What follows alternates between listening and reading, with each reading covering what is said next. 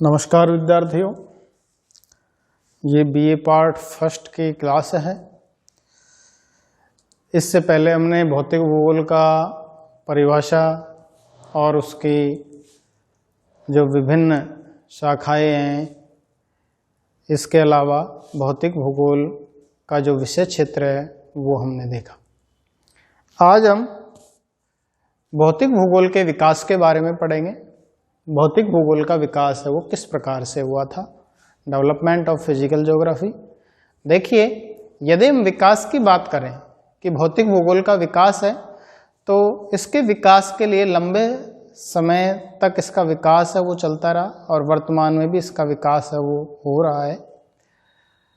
पुरापाषाण कालीन मानव जब वो प्राकृतिक तथ्यों के बारे में कुछ भी नहीं जानता था, प्रकृति के अनुसार अपने आप को ढालता, उसके अनुसार क्रियाकलाप करता, प्रकृति के जो ज्वालामुखी की क्रिया होती, भूकंप होता, तूफान चलता, तो उससे वो डरने लगता था, क्योंकि उस समय उसका ज्ञान है वो उनके बारे में नहीं था कि ये जो प्राकृतिक घटनाएं वो किन कारणों से घटित होती है, इसके बारे में वो नहीं जानता था। धीरे धीरे लेकिन वो प्रकृति से लगातार संघर्ष करता रहा और उनके बारे में जानकारी है वो इकट्ठी करता रहा, तो उससे मानव के ज्ञान में वृद्धि हुई और वो उन घटनाओं को जानने लगा। इससे पहले हमने देखा कि जब मानव प्राकृतिक घटनाओं से भयभीत होता था तो प्राकृतिक तथ्यों की वो देवी देवताओं के रूप में पूजा करता था।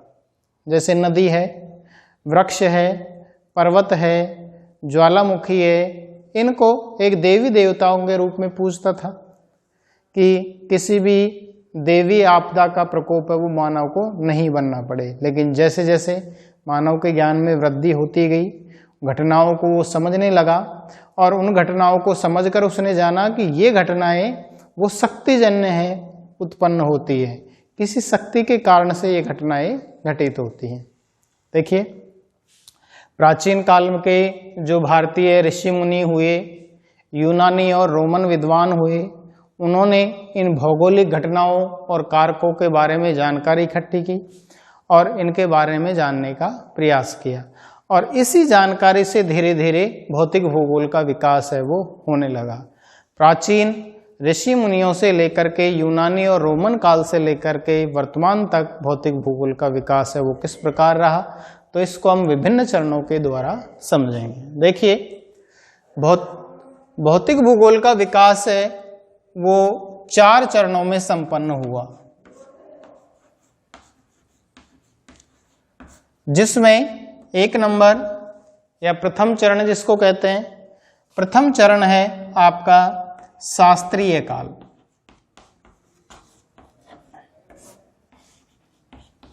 या चिरसम्मत काल, क्लासिकल एज जिसको कहा जाता है।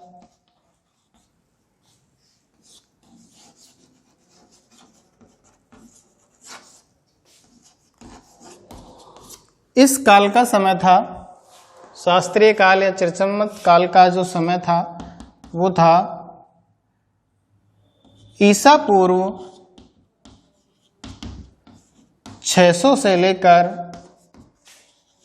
300 ईस्वी तक। ठीक है, तो ईसा पूर्व 600 से लेकर 300 ईस्वी तक का जो समय है वो चिरसम्मत काल कहलाता है। इस काल में भौतिक भूगोल का अंकुरण है वो हो चुका था। अब हम देखेंगे कि इन कालों में विभिन्न विद्वानों के द्वारा, जो भूगोल वेत्ता हुए, विद्वान हुए, उन्होंने किस प्रकार से भूगोल का विकास में अपना योगदान दिया, क्योंकि उनके द्वारा धीरे धीरे जो कार्य किया गया उसी से धीरे धीरे भौतिक भूगोल का विकास होता गया। तो पहला है, इसमें सर्वप्रथम पोसिडोनियस आता है।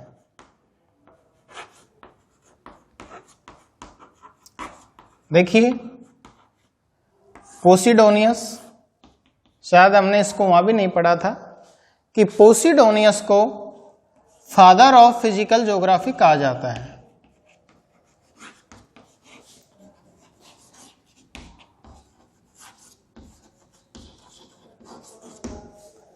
फादर ऑफ फिजिकल ज्योग्राफी, भौतिक भूगोल का पिता। अब वो क्यों कहा जाता है? क्योंकि उन्होंने भौतिक भूगोल का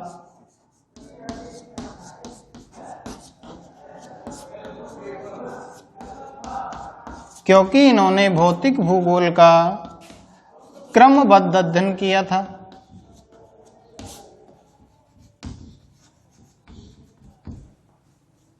क्रमबद्ध अध्ययन करके इन्होंने बताया कि ज्वार भाटा है, महासागरों की गहराई है,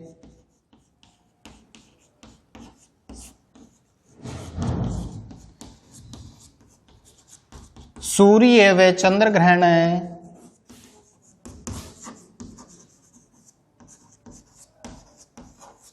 इनके बारे में पोसिडोनियस ने बताया था।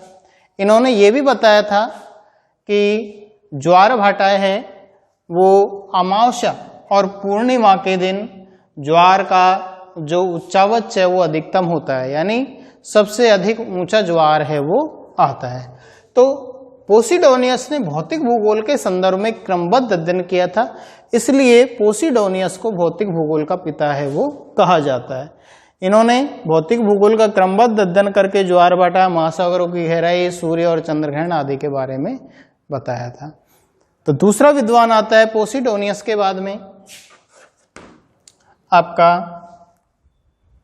हेरोडोटस। अब देखिए जितने भी विद्वान आते जाएंगे, चाहे हम चिरसम्मत काल पढ़े, शास्त्रीय काल पढ़े, आधुनिक या अंध युग पढ़े जिसको डार्क एज कहा जाता है, उसके बाद आएगा तीसरा खोजों का युग, डिस्कवरी, एज ऑफ डिस्कवरी, और चौथा आएगा आधुनिक काल। तो इनमें जितने भी विद्वान हैं इन्होंने भूगोल से संबंधित जो कार्य किए हैं कि इन्होंने सूर्य ग्रहण के बारे में बताया, चंद्र ग्रहण के बारे में बताया, ऊंचाई के साथ तापमान के कम होने के बारे में बताया, महासागर की लवणता के बारे में बताया, तो इनसे क्या हुआ, भौतिक भूगोल के तथ्यों को धीरे धीरे जानकारी मिलने लगी और इसी से ही भौतिक भूगोल का विकास है वो होता रहा। तो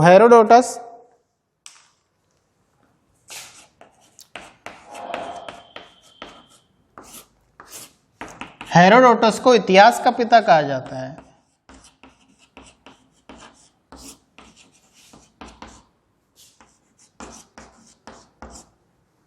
ठीक है, इतिहास का पिता कहा जाता है, लेकिन इन्होंने भौतिक भूगोल के क्षेत्र में भी अपना योगदान दिया था। इन्होंने नील नदी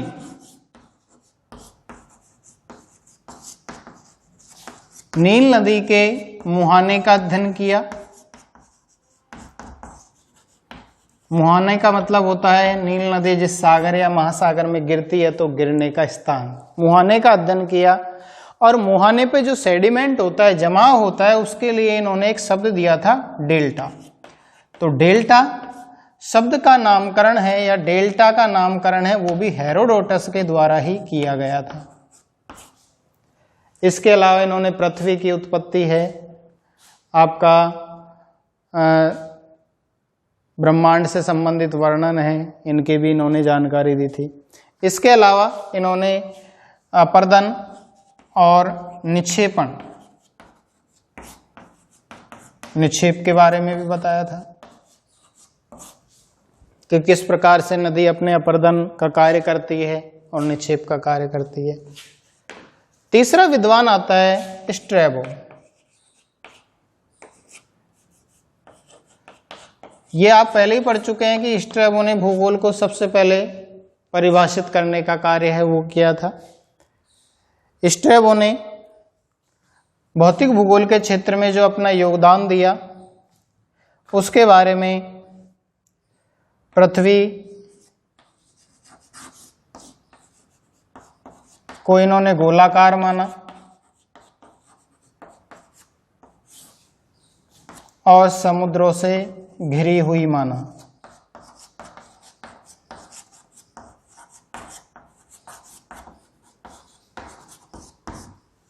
ठीक है, ये मानते थे कि पृथ्वी गोल है और समुद्रों से घिरी हुई है। इसके अलावा भी इन्होंने भौतिक भूगोल के बारे में, जैसे कि पृथ्वी समुद्रों से घिरी हुई है, सागर और महासागर है आदि के बारे में भी जानकारी दी थी। अगला विद्वान आता है स्ट्रैबो के बाद में पाइथागोरस। पाइथा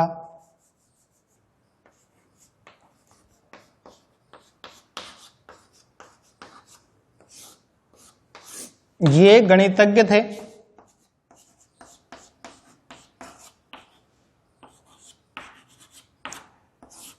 इन्होंने ब्रह्मांड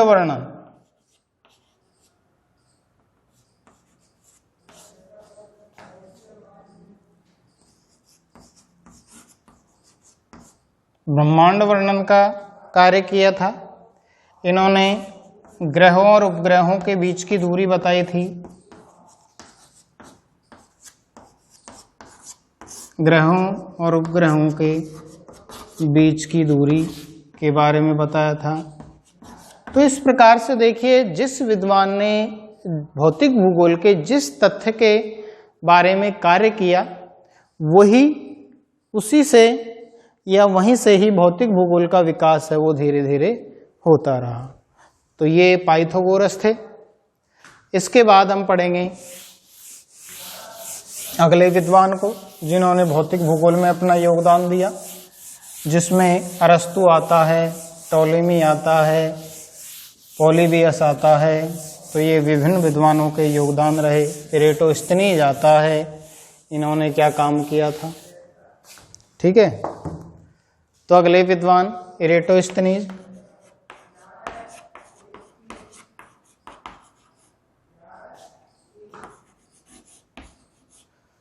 इन्होंने एक पुस्तक लिखी थी ज्योग्राफिया।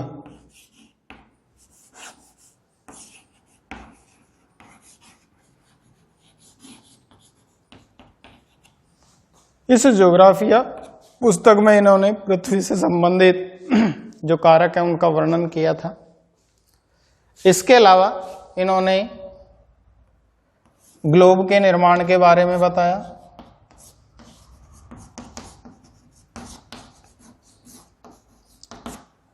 ग्लोब के ऊपर गणितीय आधार पर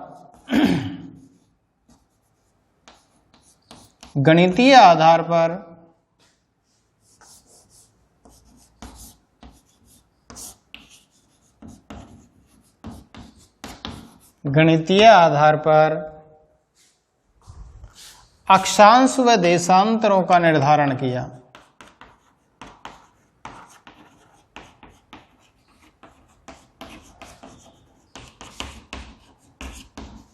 अक्षांश व देशांतरों का निर्धारण कर दिया था गणितीय आधार पर। तो सबसे पहले अक्षांश और देशांतरों के निर्धारण का कार्य इरेटोस्थनीज ने किया था गणितीय आधार पर। इसके अलावा इन्होंने जो सागर है, महासागर है, ज्वार भाटा है, इसके बारे में भी, सूर्य और चंद्र ग्रहण है, इसके बारे में भी जानकारी है वो दी थी। अगला आता है अरस्तु।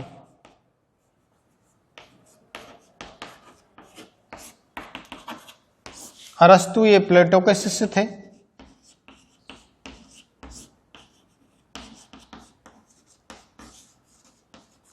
इन्होंने 2 पुस्तकें लिखी।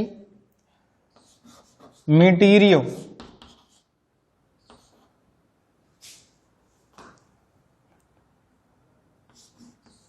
लॉजिका और कॉस्मोलॉजी।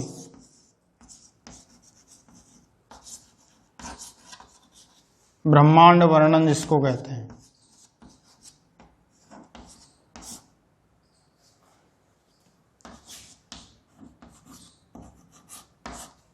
ठीक है, तो इन्होंने जो मीटीरियोलॉजी का है और ब्रह्मांड वर्णन है, इसमें जो वायुमंडल के तथ्य हैं और अंतरिक्ष से संबंधित जानकारी है उनके बारे में बताया था। अरस्तु ने जो आपका पृथ्वी का निर्माण है,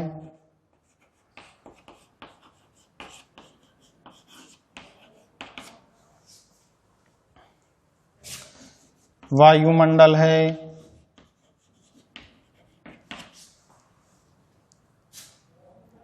जलीय चक्र है, इसके बारे में जानकारी दी थी। और ब्रह्मांड वर्णन के अंतर्गत इन्होंने विभिन्न प्रकार के ग्रह एवं नक्षत्रों के बारे में जानकारी दी थी।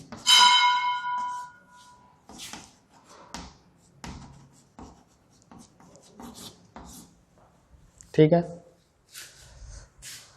अरस्तु, इरेटोस्थनीज, अरस्तु हो गया।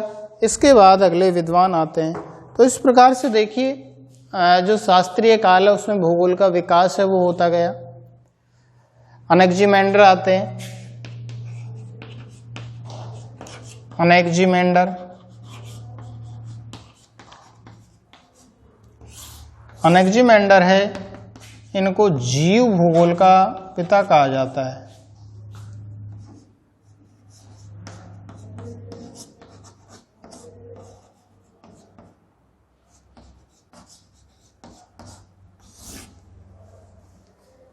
इन्होंने जीवों की उत्पत्ति है वो किससे मानी थी? समुद्रों से।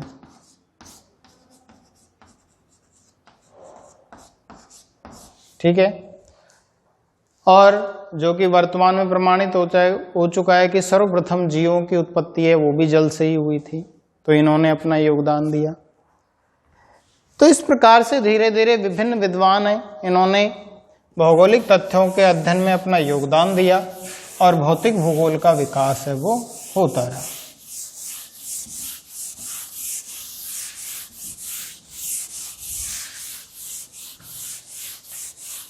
इसके बाद आता है शास्त्रीय काल के बाद में अंधकार काल।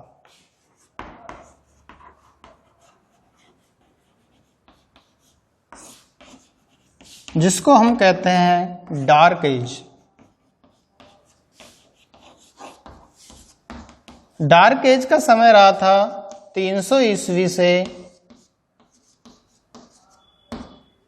1200 ईस्वी तक। डार्क एज क्या था कि यूनान के अंतर्गत समस्त प्रकार का भौगोलिक ज्ञान है उसका लोप होने लगा था।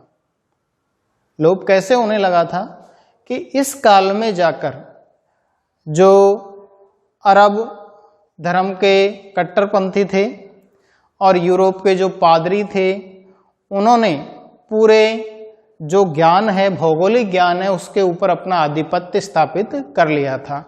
और धर्म के आधार पर विभिन्न भौगोलिक तथ्यों की व्याख्या वो की जाने लगी थी। ठीक है, चाहे वो गलत ही हो, लेकिन धर्म के आधार पर उनकी व्याख्या है वो होने लगी।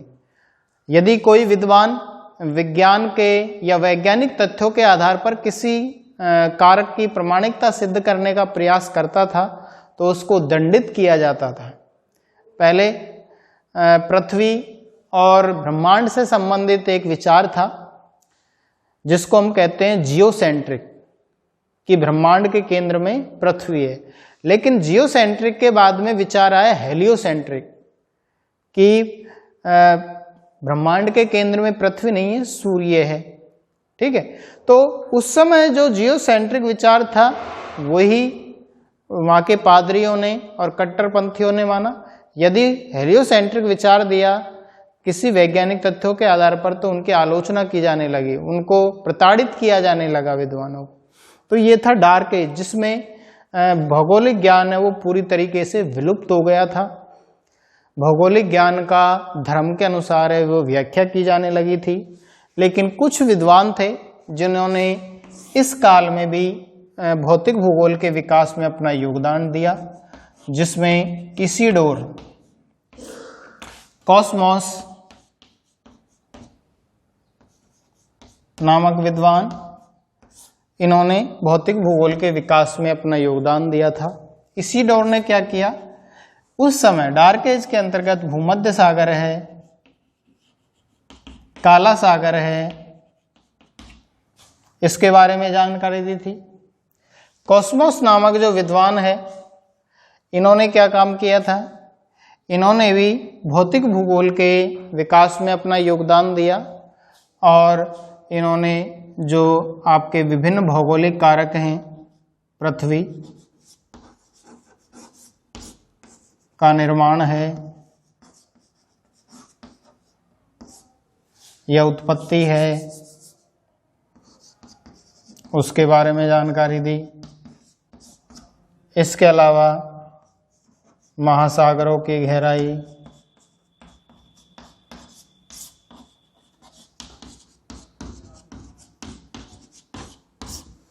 तापमान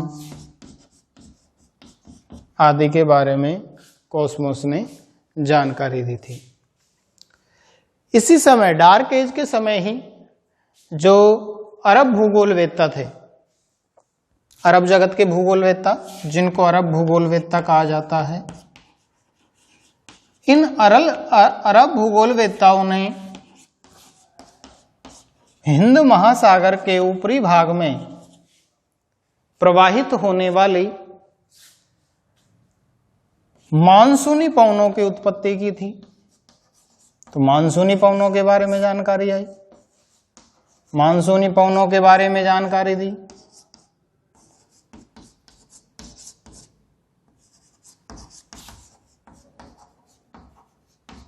अरब भूगोलवेत्ताओं के द्वारा। तो ये था डार्क एज, जिसमें भौगोलिक ज्ञान है वो पूरी तरीके से धर्म के अधीन हो चुका था और विज्ञान की प्रगति है वो न के बराबर थी। यदि हम डिटेल से पढ़ें तो डार्क एज के अंतर्गत धर्म के अनुसार विश्व का मानचित्र वो बनाया गया था।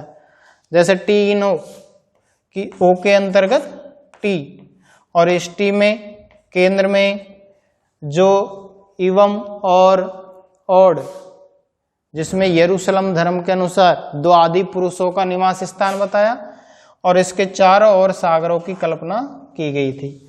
तो इस प्रकार से यानी कि धर्म के आधार पर विभिन्न भौगोलिक तथ्यों को समझाया गया था। तीसरा आता है आपका खोजों का युग।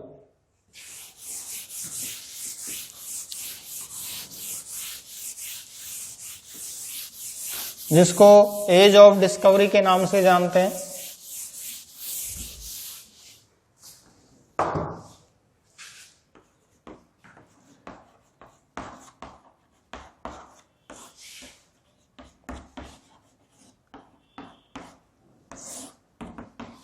इसका समय रहा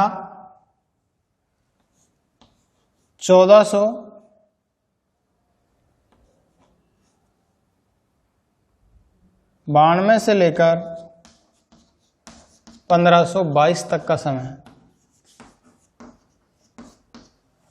ठीक है, यहां देख लेना आप यदि इसमें कुछ हो, लेकिन लगभग 15वीं शताब्दी का अंतिम दशक था। तो इसमें खोजों के युग के अंतर्गत विभिन्न विद्वानों के द्वारा, देखिए सर्वप्रथम भौगोलिक ज्ञान भी इसी प्रकार से अस्तित्व में आया था कि विभिन्न विद्वानों के द्वारा। पहले क्या था, यूनान, रोम, पुर्तगाली, ये लोग क्या करते थे, समुद्री अभियान चलाया करते थे, जिसमें लोग जाते एक एक जलमार्ग के द्वारा और वो विभिन्न क्षेत्रों का भ्रमण करते, उनके बारे में जानकारी इकट्ठी करते, उनके बारे में लेख लिखते। फिर जब वो यात्रा करके वापस आ जाते तो उस जानकारी को लिपिबद्ध वो किया करते थे, जिससे कि भौगोलिक ज्ञान धीरे धीरे बढ़ने लगा। ऐसे तो विश्व के विभिन्न देश हैं, महाद्वीप हैं, इनके बारे में जानकारी उस समय मिलने लगी कि कौन कौन से देश हैं, किस प्रकार के लोग हैं, क्या उनका खान पान है, किस प्रकार की वेशभूषा है, किस प्रकार का वहाँ का वातावरण है। तो इसकी जानकारी इस तरीके से ही आने लगी। खोजों का युग था, तो खोजों के युग में विभिन्न प्रकार के जो दल गठित किए गए, अभियान चलाए गए, उनके द्वारा भौगोलिक ज्ञान है वो विकसित होने लगा। तो खोजों के युग के अंतर्गत विभिन्न विद्वानों ने अपना योगदान दिया, जिसके अंतर्गत कोलंबस है, क्रिस्टोफर कोलंबस है, वास्को डिगामा है, जेम्स कुक है, मैगलेन है। इन्होंने अपना योगदान दिया, विभिन्न क्षेत्रों की यात्राएं की। ठीक है, एक विद्वान थे बार्थो लोमोज डायज।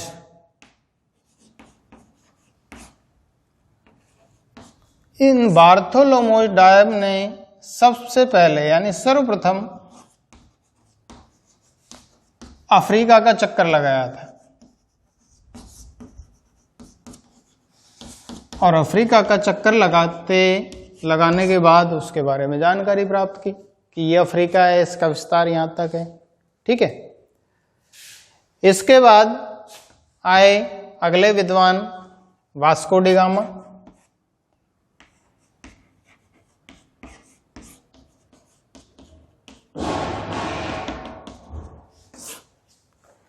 ये 1498 में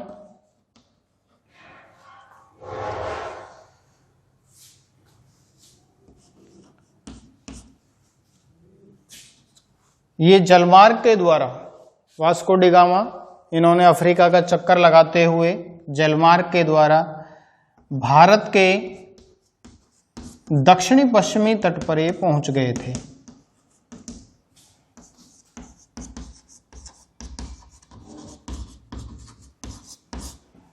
ठीक है। इनके साथ और विभिन्न विद्वान थे, उन्होंने इसमें यात्राओं में योगदान दिया था अपना। इसी प्रकार से आपका कोलंबस है।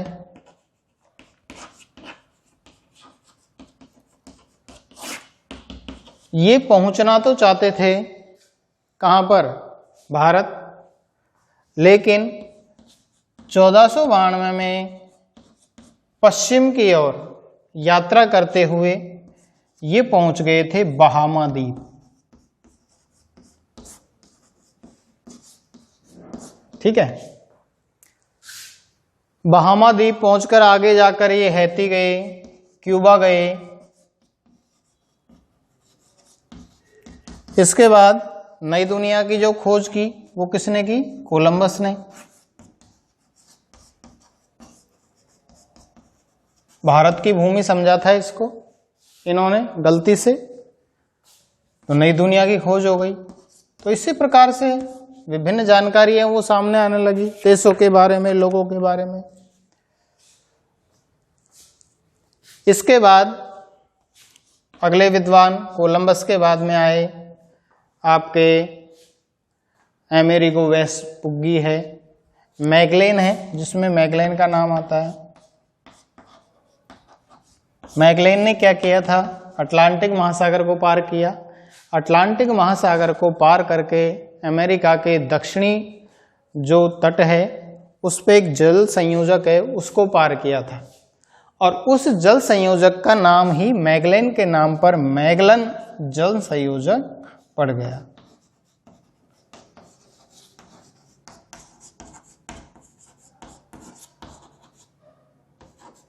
इनके बाद मैगलन जल संयोजक आगे जाकर मनीला फिलीपींस है, उनमें इनकी मृत्यु हो जाती है। इनके असिस्टेंट है, क्योंकि वहाँ पर जो खुकार आदिवासी लोग हैं उनसे इनका संघर्ष हो जाता है, इनकी मृत्यु हो जाती है। मृत्यु के बाद में इनके जो सहायक थे उन्होंने इनका यात्रा का काम पूरा किया था, और लगभग 2 या 3 साल में इन्होंने अपनी यात्रा का कंप्लीट है वो की थी। इसी प्रकार से अमेरिगो वेस्पुगी है, डेविस है, विभिन्न विद्वान। तो ये यूनानी और रोमन विद्वानों के द्वारा यात्राएं की गई, जानकारियां प्राप्त की गई। इसी को ध्यान में रखते हुए पुर्तगाली है, ब्रिटेन है, फ्रांसीसी यात्री है, उन्होंने भी खोजों के युग में अपना योगदान दिया, और विभिन्न पर्वत है, पठार है, इनके बारे में जानकारी है वो प्राप्त करने लगे, जिससे कि भौतिक भूगोल के तथ्यों का विकास है वो होने लगा। चौथा आता है आपका आधुनिक युग।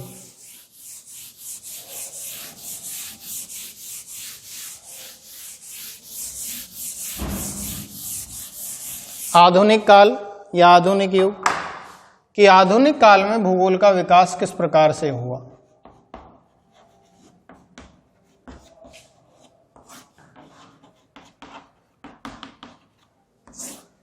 इसके अंतर्गत 19वीं शताब्दी और 20वीं शताब्दी और वर्तमान, इन सभी को इसके अंतर्गत शामिल करते हैं।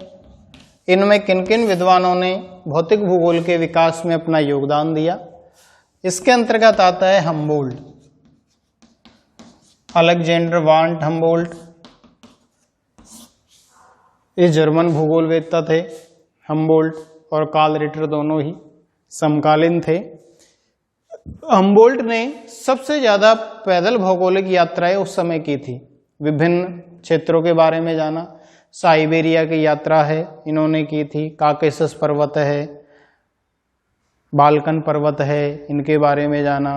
रूस के जो खनिज प्रदेश हैं उनका इन्होंने मानचित्र तैयार किया था।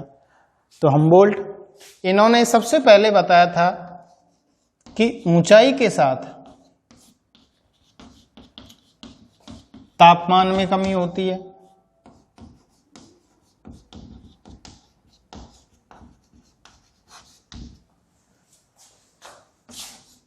परमाफ्रास्ट शब्दावली का प्रयोग,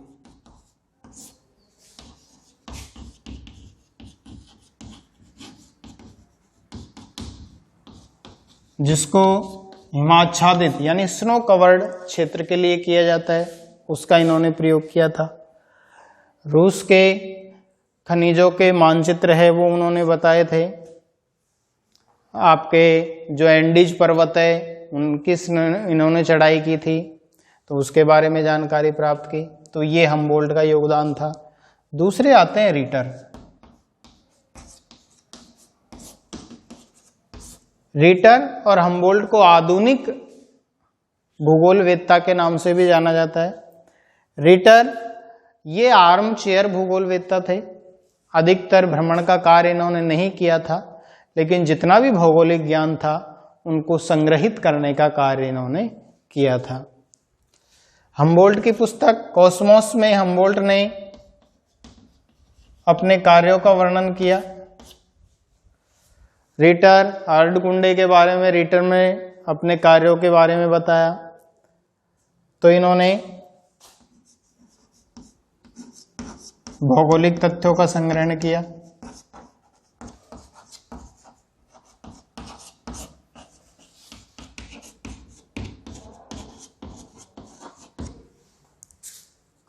हम्बोल्ट, रीटर, इसके बाद विभिन्न विद्वान हुए जिन्होंने अपना योगदान दिया।